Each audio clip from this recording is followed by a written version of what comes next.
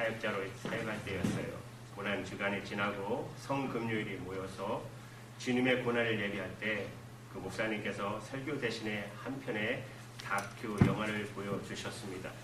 아직도 잊지 못하고 생생한데요. 여러분들도 보신 분들도 계실 거예요. 제목은 울지마 톰즈. 여러분 보셨나요? 네. 이 영화는 아프리카 오지 수단 남쪽의 작은 마을 톰즈, 세계에서 가장 키가 큰 딩카족들이 살고 있는 가난과 전쟁과 절망으로 가라앉은 이 지역에 한국에서 부산에 있는 인제의과대학을 졸업하고 또 부르심을 받아 신학을 하신 후에 찾아온 그리고 선교 베이스를 만들었던 가톨릭 의료선교사 이태석 신부의 일대기를 담고 있습니다. 영화가 던진 충격은 그가 너무나 온몸을 던져 치열하게 선교하다가 젊은 나이에 아깝게 세상을 떠났다는 사실 때문만이 아니었어요. 제 마음을 뜨겁게 한 것은 그 치열한 그분의 사역도, 치열한 열정도, 치열한 헌신도, 치열한 선교의 업적도 아니라 그분이 남기신 치열한 주님을 닮은 사랑 때문이었어요. 영화를 보는 내내 저를 괴롭혔어요. 이 다큐 한 장면이 지나갈 때마다 지나온 신앙생활이 주마등처럼 지나가면서 계속되는 한 질문이 너는 진정 동역자들을, 성도들을, 이웃들을 사랑했느냐? 자신있게 대답할 수 없었어요. 지금도. 그러나 남은 인생 정말 진정성 있는 애정으로 내게 다가오는 사람들을 사랑하며 후회 없이 남은 인생을 마칠 수 있게 하나님 앞에 기도했어요. 이 영화의 시작은 암 선고를 받은 이태석 신부님이 신부에 어울리지 않는 유행가를 부르는 것으로 시작됩니다. 열애라는 노래 여러분 아세요? 기타를 치시면서 이런 가사인데요. 처음엔 마음을 스치며 지나가는 타인처럼 흩어지는 바람인 줄 알았는데 안 지나서나 끊임없이 솟아나는 그대를 향한 그리움, 그대의 그림자에 쌓여 이 한 세월 그대와 함께하나니 그대의 가슴에 나는 불꽃처럼 영롱한 별처럼 찬란한 진주가 되리라. 그리고 이 생명 다하도록 뜨거운 마음속 불꽃을 피우리라. 태워도 재가 되지 않는 진주처럼 영롱한 사랑을 피우리라. 여러분 그분이 여기서 언급한 그대는 물론 선교 대상이었던 톰즈 마을 부족 사람들이었어요. 그렇다면 이태석 신부님이 수단 남쪽의 오지 마을을 찾아갔던 이유, 그리고 그들을 향해서 기꺼이 자신의 짧은 인생을 산화시켰던 이유는 무엇 때문이었을까요? 그 해답이 바로 오늘 본문의 말씀입니다. 요한복음 13장 34절 35절의 말씀이에요. 이태석 신부님 톰즈 마을을 찾기 전에 2000년 전에 이 땅에 찾아오신 분이 계셨습니다. 그리고 이 땅에 있는 사람들을 사랑하셔서 기꺼이 자기 인생을 이태석 신부보다 훨씬 젊은 33세의 나이에 십자가에 못 박혀 산화시켰던 그분 바로 예수 그리스도. 주님을 사랑했던 제자들과 다락방에서 마지막 이별식을 가지면서 고별의 말씀을 주셨어요. 그 말씀의 핵심이 바로 오늘의 말씀입니다. 너희는 서로 사랑하라. 그런데 2000년이 지나간 오늘도 우리가 다시 이 말씀을 붙들고 살아야 할 이유는 도대체 무엇일까요? 첫 번째 이유는 주님이 명령하셨기 때문입니다. 주님의 명령 때문에 그래요. 34절 말씀을 보시면 새 계명을 너에게 주노니 서로 사랑하라. 내가 너희를 사랑한 것 같이 너희도 서로 사랑하라. 새 계명, 새로운 명령이라는 말입니다. 한 신학자는 이 사랑에 대한 말씀을 구약에 얼마든지 있는데 왜 예수님이 여기서 새 계명, 새로운 명령이라고 말했느냐는 문제를 제기했어요. 그리고 그는 이렇게 대답합니다. 여기서 새라는 단어는 주님께서 첨부한 이유는 처음으로 이 말씀을 사람들에게 주시기 때문에 아니고 이것은 전에도 주셨지만 날마다 우리 자신에게 새롭게 상기되어야 할 말씀이고 날마다 새롭게 순종되고 강조되어야 할 명령이기 때문이라고 말했습니다. 사랑이 명령이다. 도대체 사랑을 명령할 수 있을까? 그런 생각을 하고 계신 분도 계실 수 있어요. 이 질문에 대답하기에 위해서 거꾸로 또 물어야 할 질문이 있습니다. 우리는 어떤 이웃들을 당연히 사랑해야 할 줄 알면서도 우리가 사랑하지 못하는 이유는 뭐 때문일까요? 그것은 많은 경우 마음이 끌리지 않는다. 사랑하고 싶은 느낌이 없다는 것이잖아요. 그러나 사랑은 여러분, 사랑이 명예라고 하면 이것은 감정을 넘어선 의지적인 응답을 요청하는 명령이라면 비로소 이 말씀은 의미를 갖기 시작합니다. 다시 말씀드리면 사랑이 느껴지지 않는 대상이라 할지라도 사랑할 수 있어야 하고, 그런 의미에서 주님께서 원수도 사랑하라고 말씀하신 거예요. 그렇다면 이 말씀을 준양하기 위해서 저와 여러분은 어떻게 해야 할까요? 여러분, 사랑은 결심이고 결단을 해야 합니다. 여러분, 군대의 조직이 운행될 수 있는 가장 중요한 이유는 군대에서 상하 계급과 명령에 대한 복종이 무엇보다 중시되기 때문입니다. 만약 군대에서 명령이 수행되지 않는다면 군대라는 조직은 와해되고 말 것입니다. 여기 우리 군 출신 우리 목사님들 계시는데 우스갯소리가 있어요. 군대에서 하는 말이 있어요. 군대의 3대 원칙.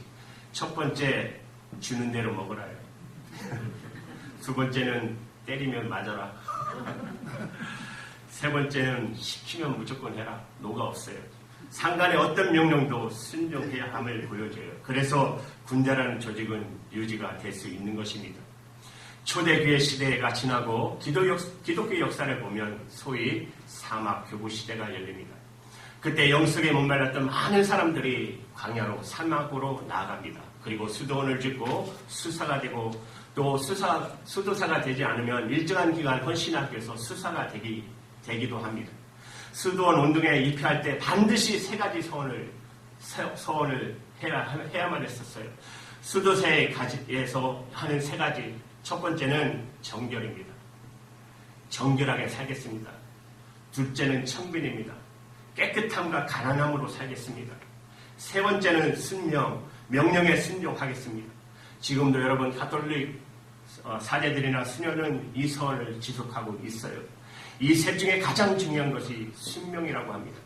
명령에 순종하는 것. 그런데 이러한 순종이 과연 사제나 수도사에게만 필요한 것일까요?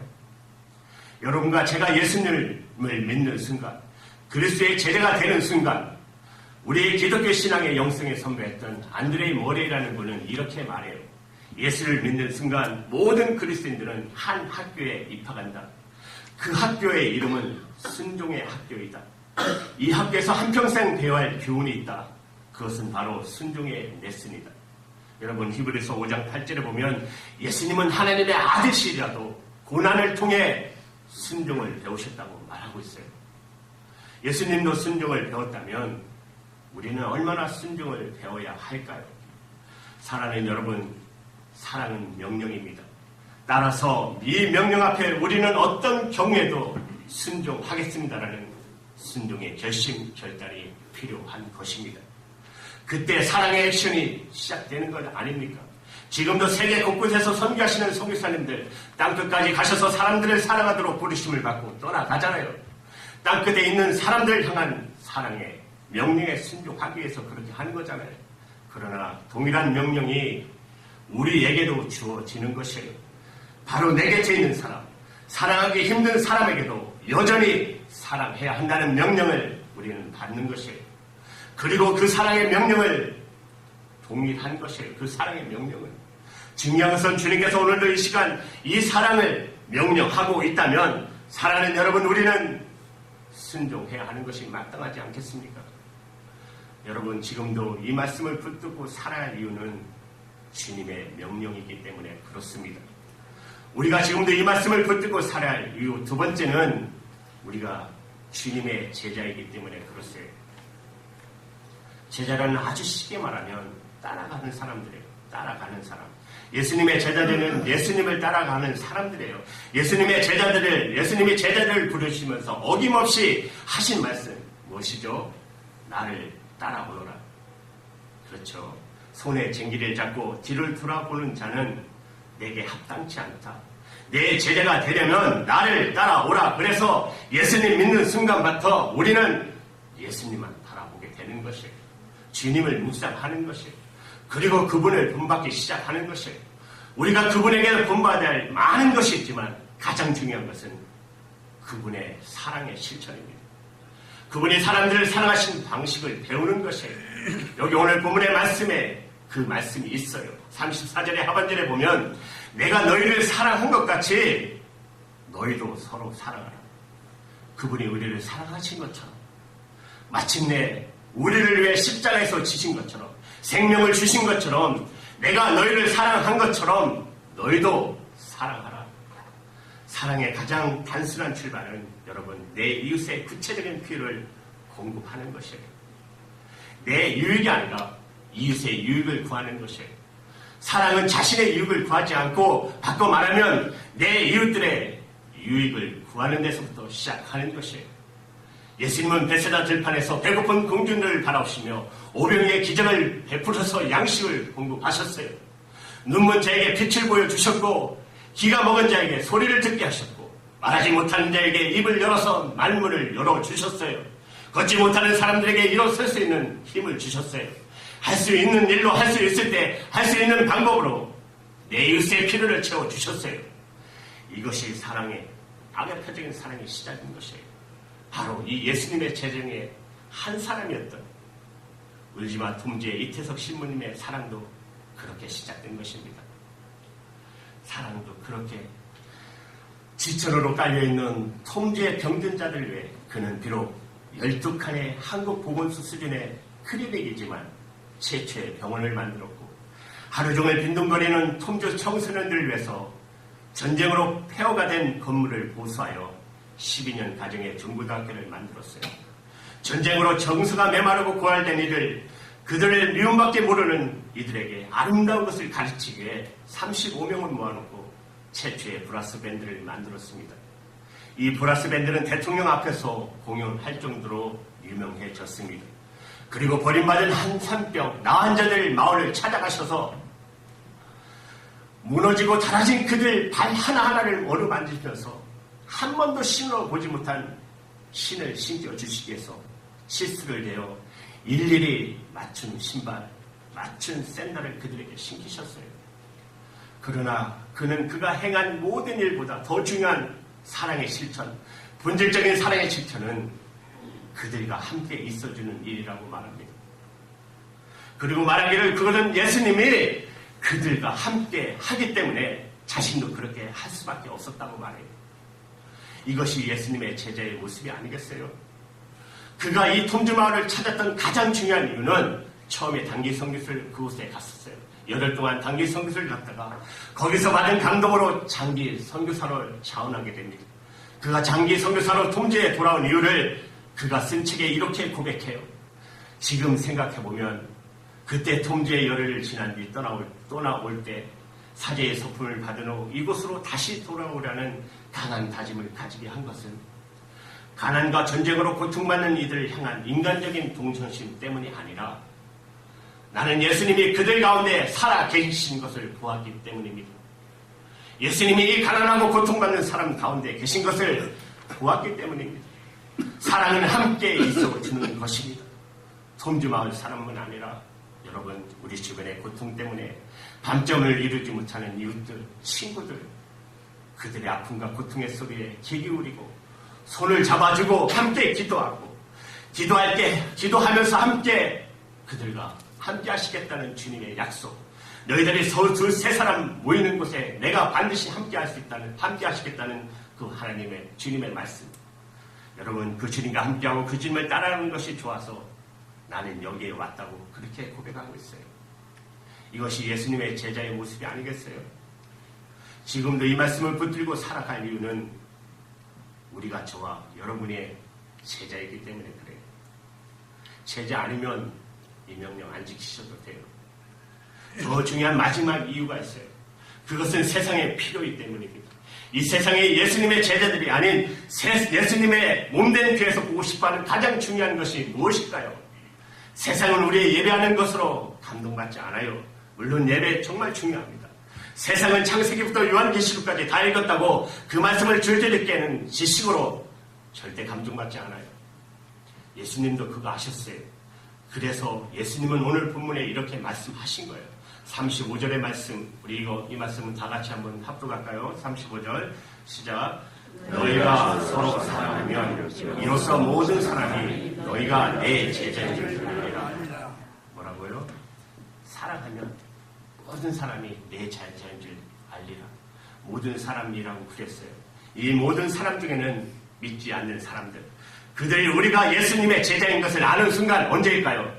우리가 서로 사랑할 때, 정말 사랑할 때, 정말 아무 이기심 없이 살아갈 때, 그때 그들이 세상은 우리가 예수님의 제자인 것을 인정한다고. 스위스에서 방황하는 수많은 젊은이를 위해서 나불이라는 피난처를 만들어 살겠던 기독교 신학자 세이퍼, 그는 이렇게 말했어요. 사랑은 예수님의 제자들의 배지다. 사랑은 예수님의 제자들의 배지다. 사랑이 세상에 필요합니다. 사랑을 기다리고 있습니다. 세상은 사랑에 목말라 있습니다. 세상은 아직도 사랑을 기다리고 있습니다. 정말 사랑하는 모습을 보고 싶어 해요. 사랑하는 여러분, 교회는 세상을 변화시키는 것이에요. 이것은 모든 교회의 사명일 것입니다. 그러나 중요한 것은 어떻게 이 사명을 실현할 수 있을까요? 교회의 부흥으로 아니에요. 대답은 뭘까요? 사랑입니다. 예수님의 사랑이에요. 사랑 없이 여러분 이웃들이 치유되지 않아요. 여러분 미국과 한국의 지금 리더들이 바뀌었지만 그걸로 이 나라가 좋아졌고 변화됐나요? 안 그렇죠. 예수님의 사랑 없이는 세상이 변화를 받을 수 없기 때문에 그래요. 아직 하나뿐인 우리의 구역이지만 저는 이 구역 예배 드리는 예배가 얼마나 좋은지 몰라요. 우리가 모여서 우리들의 마음을 하나로 모여지는 귀한 시간이기 때문에 그래요. 서로를 위해서 기도하고 사랑을 연습하고 실천해가는 이 시간, 얼마나 그 시간이 귀하고 좋은지 모르겠어요. 예루살렘의 다락방에 예수님의 제자들이 처음 모인 것처럼 한 달에 한 번 모여 사랑을 연습하고 사랑을 배우고 사랑의 고귀함을 깨달고 가치를 깨닫고 이제는 그 사랑을 필요하는 우리 이웃을 향해서 나갈 수 있기 때문에 그래요. 여러분 울지마 톰조 다큐영화는 마지막에서 사리 이태석이 잠시 한국에 휴가로 나왔다가 대장암 3기 판정을 받습니다. 그는 암 판정을 받고도 톰조 선교사를 후원하는 음악회를 열었어요. 아무 일 없는 것처럼 음악회를 열었어요. 그리고 활동을 멈추지 않았어요. 끝내 쓰러질 때까지 그는 하나님이 아시는 이유로 하나님의 부르심을 받아 세상을 48세의 일기로 떠나갔습니다. 그렇게 하나님께로 가셨어요. 그리고 그는 그렇게 마지막까지 가고 싶었던 소망, 톰조로 돌아가고 싶다. 이 소망을 이루기 위해서 그를 아끼는 사람들이 마지막 의식으로 장례식 후 이태석 신부의 장례식 광경을 담은 비디오와 영정 사진을 들고 톰조 마을로 갔어요. 사제 이태석이 키운 브람스 단원이 함께 모이게 하고 한반에 모이게 하고 비디오를 보여줬어요. 징카고 청년들은 전쟁이 많은 그 지역이라 어렸을 때부터 피폐해요. 용감, 전사가 되는 것이 그들의 유일한 희망이에요. 그래서 절대 울면 안 돼요. 여자도 그렇고. 그런데 비디오 화면에 그들을 사랑했던 사제가 등장하자 어떤 고통에도 전쟁 죽음 앞에서도 사랑하는 가족 죽음 앞에도 울지 않았던 아이들이 하나하나 무너지기 시작합니다. 흐느끼기 시작해요. 그리고 그들은 마침내 신부의 영정을 들고 거리를 행진하게 됩니다. 온 거리가 톰주가 울고 온 거리가 울었어요. 밤이 돼서 그들은 이제 마지막 이별식을 위해 들판으로 나와 이태석 신부에게 배운 마지막 이별의 노래를 부릅니다. 이것은 어떤 의미에서 찬송가 못지않는 영감의 노래입니다. 그들은 이렇게 노래했어요. 여러분도 잘 아는 노래예요. 사랑해, 정말로 당신을 정말로 사랑해. 당신이 내 곁을 떠나간 뒤에 얼마나 눈물을 흘렸는지 모른다고. 사랑해, 당신을 정말로 사랑해. 다큐 효과 마지막에 이런 말을 합니다. 이태석 신부가 그렇게 돌아오고 싶어 했던 톰조 청소년들의 마지막 노래하는 그들의 가슴 속으로, 그들의 눈물 속으로 사제는 다시 돌아왔다고. 다큐 영화 제작팀이 이곳을 찾아 한센 나환자 마을을 그의 사진을 들고 찾아왔을 때 나병 환자들은 그들 특유의 몽통한 손으로 사진 속의 영정 사진을 보고 정신없이 쓰다듬고 말하기를 그는 저에게 옷을 주었습니다. 그는 내가 아플 때 치료해 주었고 그는 내가 슬플 때 나를 위해 기도했습니다.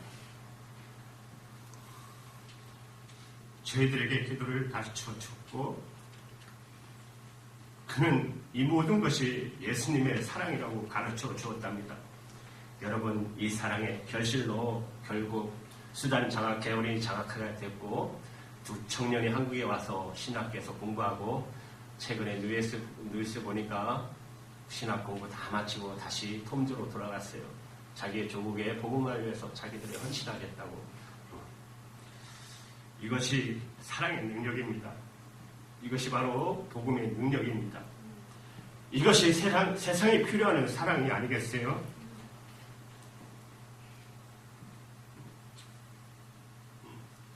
이것을 세상이 목말라하지 않겠습니까? 이것이 세상이 교회 안에서 보고 싶어하는 것이 아니겠어요? 이것이 예수님을 따라오는 저와 여러분에게 보고 싶은, 이것이 예수님을 따라오는 저와 여러분에게 보고 싶어하는 모습이 아니겠습니까? 그래서 주님이 오늘도 우리에게 다시 한번 이렇게 말씀하세요. 너희는 서로 사랑하라. 너희는 정말 서로 사랑하라. 어떻게 하시겠어요? 순종의 흉내라도 나타내보지 않겠어요? 사랑의 명령 앞에 거룩한 순종을 결단하고 우리가 순종의 몸짓과 흉내라도 시작할 수 있다면 세상은 얼마나 달라질 수 있을까요? 여러분, 오늘 말씀 기억하시고 주님의 명령인 사랑과 순종, 그렇게 내 이웃과 내 가정과 모든 삶 속에서 나타낼 수 있는 저와 여러분 되기를 간절히 바랍니다. 기도할게요.